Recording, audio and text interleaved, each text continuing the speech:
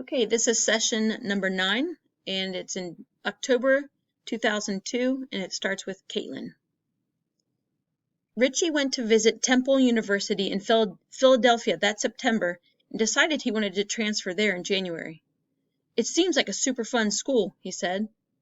"Fun does not necessarily mean good," my mom said. "Or pay the bills," my father added. "Geez," Richie interjected, "I was also going to say that they have all the marketing courses I need to finish my degree." "That sounds more like it," Mom said.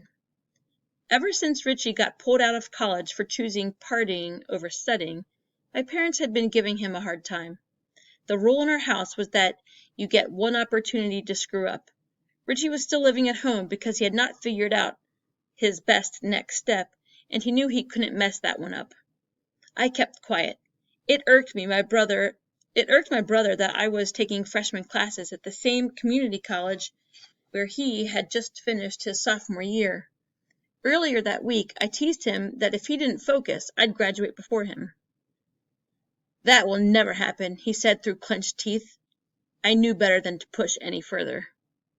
A few days later, my mom finally got an email from Wallace. Neither of us could believe where he was studying. Temple University. "Richie was just there," my mom said excitedly. "He could have taken him out to lunch if we had known." "He may have walked right by him," I said, getting goosebumps at the thought.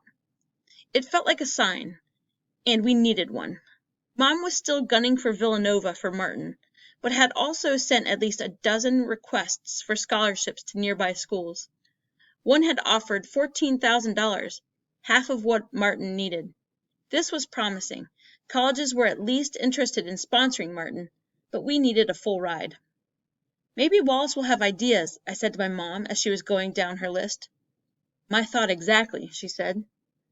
She was planning to visit him the very next day. I was sad I couldn't join her. My schedule was so full, I barely had time to see her, let alone drive back and forth to Philly in the middle of the school week. We already agreed that this would be the first of many visits. My best friend lived 10,000 miles away from me, and his close friend just happened to get into a school 45 minutes away from our house. The next night I was up in my room studying when I heard my mom's car pull into the driveway. I ran down the stairs. She had barely opened the door when I started pummeling her with questions. "How was it?" I asked. "Did you take photos? What's he like? Did he tell you about Martin?" "Why do you want to know?" she teased. "Mom," I said, "I need to know everything." She told me that she arrived at his dorm room and was stunned to find his side practically empty. His roommate had a comforter and matching sheets, posters on the wall, and a computer set up on his side of the room, my mom said. And Wallace had nothing, not even a pillow or sheets. Her description reminded me of the photos Martin sent of his family. I wondered if Wallace's family was too poor to buy him things as well.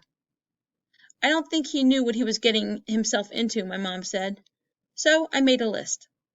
My mom spent a week gathering things on her list, and by Friday morning had several shopping bags brimming with linens, clothes, and toiletries. We delivered them that night. That day dragged on. My class ended at 3:15.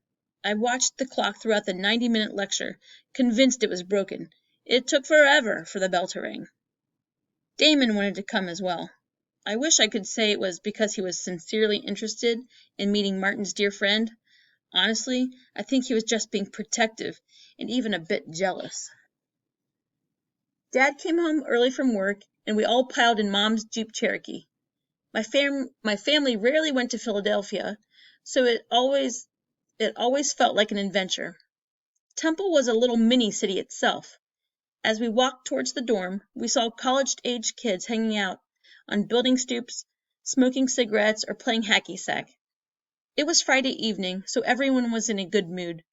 The security guard called up to Wallace's room to say he had visitors, and within minutes Wallace emerged through a door tentatively. He walked towards us with his shoulders hunched around his ears, his neck disappearing into his polo shirt like a turtle about to retreat. "How do you do?" he said, extending his hand toward me. "I'm Caitlin," I said, bursting inside, like I swallowed a firecracker. "Yes, I know," he said. "Martin has shown me your photos."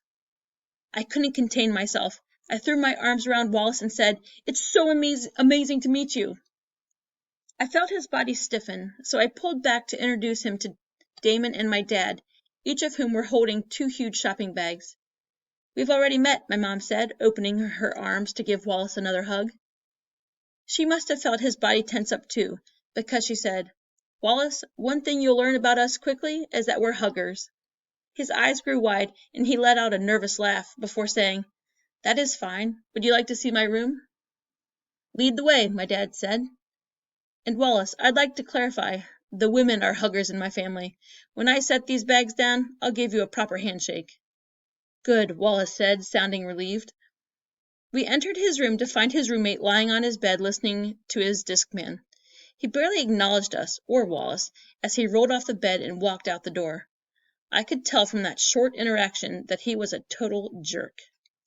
Mom wasn't exaggerating. His side of the room was totally set up. He had tapestries on one wall, and photos of his grungy friends back in Seattle on his desk. His closet door was open and stuffed with clothes. I opened Wallace's closet and saw that he had exactly 2 pairs of pants neatly folded on a shelf and 2 hanging shirts. My mom started unpacking bags. "Damon, unwrap the comforter," she said. "Rich, the rug goes there. Wallace, this is an alarm clock. Do you know how to use one?" I started hanging up the new clothes she brought for him, and was relieved to see that she had brought hangers as well. Meanwhile, Wallace stood in the center of the room, saying, thank you," over and over again. "You don't need to thank us," my mom said. "Martin's like our son, and since you're his friend, that means you are part of our extended family as well." Wallace bowed his head and said thank you again. "How are things going at school?" I said, hoping to get him to open up. "Fine," he said. "Have you made any new friends?" I asked. "Not yet," he said. The entire conversation consisted of me asking questions and Wallace offering 1- and 2-word answers. At least I was trying. Damon stood in the corner of Wallace's room with his arms crossed. I wish he had just stayed home. Within 30 minutes, Wallace's side of the room felt at least lived in, and my mom was making him try on the winter coat she had found on sale at Ross. "It snows here, you know," she said. "Have you ever seen snow?" Damon finally asked a question. "No," Wallace said, "but I'm very excited to do so." An 8-word answer, I thought. He's opening up.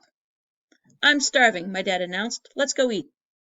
We had already chosen the Hard Rock Cafe in downtown Philly because it was typical American food, and only a short distance from the campus. I had never been, so I was excited. We walked to the car, where I squeezed in the middle between Wallace and Damon. On our way to the restaurant, I interrogated Wallace about Martin. "He's very smart," Wallace said, "and so funny." "I knew it!" I exclaimed. "I can tell from his letters." "Did you know Martin is from the bush?" Wallace said. "I thought he was from Mutare," I said. "He grew up there, but his people are from very rural areas," Wallace said. "Mine are too." Just then my dad pulled into the parking lot by the historic Reading train station where the Hard Rock Cafe was located. As we got out of the car, I wondered how many other things I did not know about Martin. Inside the restaurant, Hot in Here was blaring on the speakers so loudly that the crystal chandeliers shook above us as we followed the hostess to the purple leather banquet reserved for our party. I slipped in first and told Wallace to sit next to me. Damon made a sour face, like he'd bitten to a lemon. I didn't care. I could talk to him whenever I wanted. Wallace was the only person I was interested in that night. Our waitress appeared with menus. She was wearing a short-sleeved shirt, which exposed the elaborate artwork that covered both of her arms. I noticed Wallace's eyes widen as she passed him a menu. I leaned in and explained, "Those are tattoos." The space between his eyes crinkled. He then opened his menu and looked startled. I understood why. There were 3 columns of different dishes per page. "Order whatever you want," Damon said, finally trying to be nice. "Do you like cheeseburgers?" my dad asked. "I've never had one, sir," Wallace responded. Everyone laughed at our table, except Wallace. "Well, there's a first time for everyone," my dad said. I pointed to the list of cheeseburgers. There were more than 20 to choose from. Wallace's eyes grew glassy. "Do you want me to order for you?" I asked. Actually, I'm not very hungry, he said. I had a late lunch. We'll order a bunch of different things, and you can try whatever you want. That sounds fine, he said, closing the menu. After we placed our order, I continued grilling Wallace. How tall is Martin? What's his best subject? Does he have a girlfriend? Wallace knew all of the answers. Quite short, math, and no, not to my knowledge, Wallace said. Nyanga is all boys' school. Our food order covered the entire table. The cheeseburgers took up half the plate, and the French fries spilled over the sides. A slice of tomato was as large as the hamburger patty itself. Even I was shocked by the excess. Wallace had a bite of a cheeseburger and tried a French fry and an onion ring. I think he liked all of it, but I could not tell if he was just being polite. My mom asked for all the leftovers to be boxed. You can take this back to your dorm room, my mom said. That's not necessary, Wallace said. I insist, my mom countered. I don't have anywhere to keep it, he responded.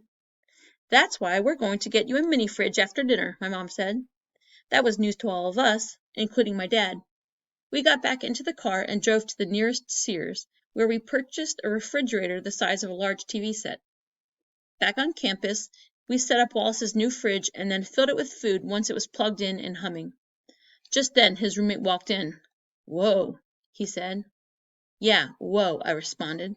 Then I turned to Wallace and said, anything you need, just call us. My mom added, in fact, we already set up this spare room in the basement and would love for you to come and spend a weekend. I'll come pick you up, my dad said. I gave Wallace a hug goodbye and then glared at his roommate as I walked out the door. I was so angry that he had not done more to make Wallace feel welcome. But then I heard my mom behind me, and my heart swelled. We'll see you soon, Wallace, she said. Just think of us as your American family. All right, the next chapter is Martin, October 2002.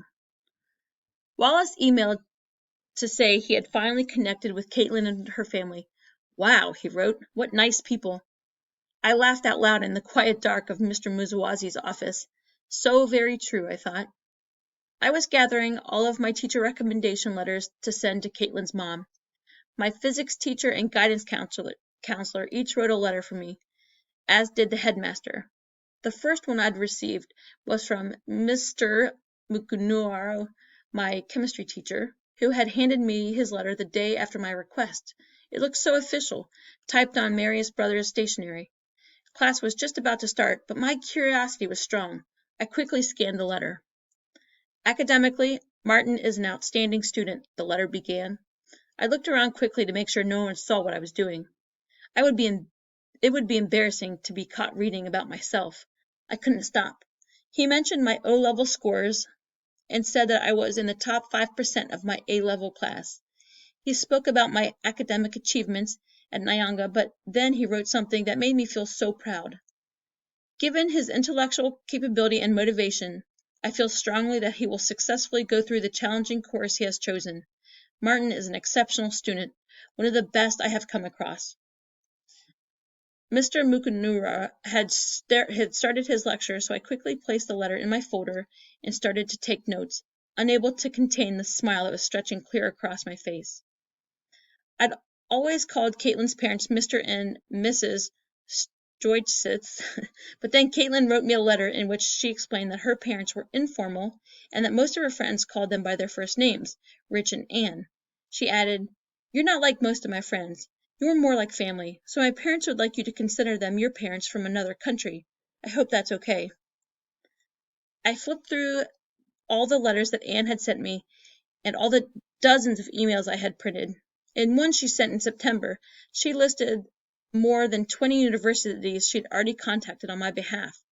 On October 1st, she wrote, "Are you tired of me yet?"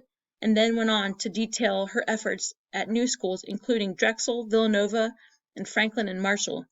On October 2nd, she sent another note recommending I email a woman at a college in Pennsylvania, as they offered full funding for superior students. And then, the very next day, she sent another email in which she wrote, "Martin, LaSalle University." Her father had gone there, and they offered full scholarships. She signed off with, "I have a good feeling about this one." I had never seen so many exclamation points in one email. Her enthusiasm was contagious. Attached to that email was information about the Christian Brothers Scholarship. It read, These scholarships cover full tuition and fees. Only 16 are